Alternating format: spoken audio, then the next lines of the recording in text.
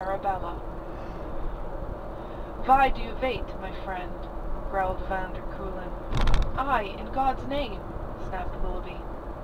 It was the afternoon of that same day, and the two buccaneer ships rocked gently with idly flapping sails under the lee of the long spit of land forming the great natural harbour of Port Royal, and less than a mile from the straits leading into it, which the fort commanded.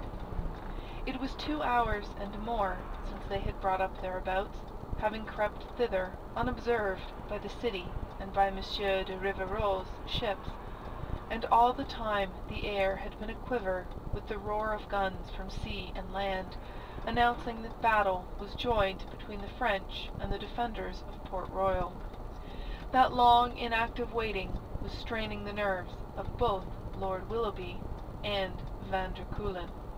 "You said you would show us some fine dings. Where are these fine dings?" Blood faced them, smiling confidently. He was arrayed for battle, in back and breast of black steel. "I'll not be trying your patience much longer. Indeed, I notice already a slackening in the fire. But it's this way now. There is nothing at all to be gained by precipitancy, and a deal to be gained by delaying, as I shall show you, I hope." Lord Willoughby eyed him suspiciously.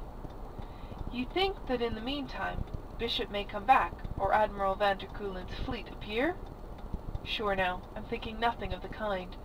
What I'm thinking is that in this engagement with the fort Monsieur de Rivarol, who's a lubberly fellow, as I've reason to know, will be taking some damage that may make the odds a trifle more even. Sure, it'll be time enough to go forward when the fort has shot its bolt." "Aye, aye!" The sharp approval came like a cough from the little Governor-General. "I perceive your object, and I believe you're entirely right.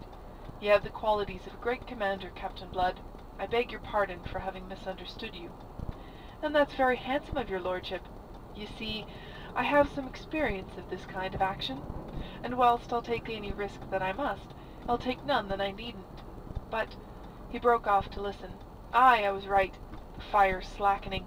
It'll mean the end of Mallard's resistance in the fort. Ho there, Jeremy!" He leaned on the carved rail and issued orders crisply. The boatswain's pipe shrilled out, and in a moment the ship that had seemed to slumber there awoke to life. Came the padding of feet along the decks, the creaking of blocks and the hoisting of sail. The helm was put over hard, and in a moment they were moving, the Elizabeth following, ever in obedience to the signals from the Arabella, whilst Ogle the gunner, whom he had summoned, was receiving Blood's final instructions before plunging down to his station on the main deck.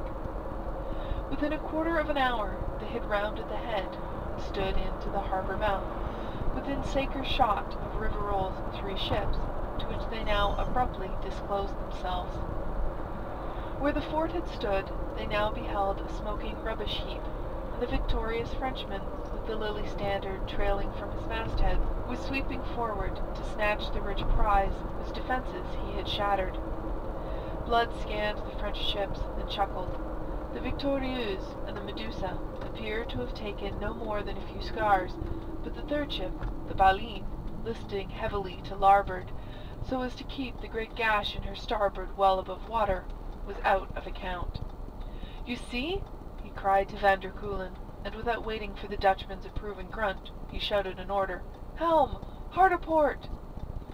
The sight of that great red ship, with her gilt beakhead and open ports swinging broadside on, must have given check to Rivarol's soaring exultation.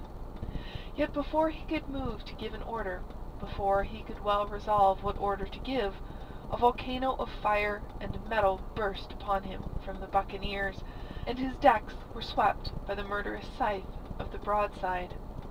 The Arabella held her course, giving place to the Elizabeth, which, following closely, executed the same maneuver. And then, whilst still the Frenchmen were confused, panic-stricken by an attack that took them so utterly by surprise, the Arabella had gone about, and was returning in her tracks, presenting now her larboard guns, and loosing her second broadside in the wake of the first. Came yet another broadside from the Elizabeth, and then the Arabella's trumpeter sent a call across the water, which Hagthorpe perfectly understood.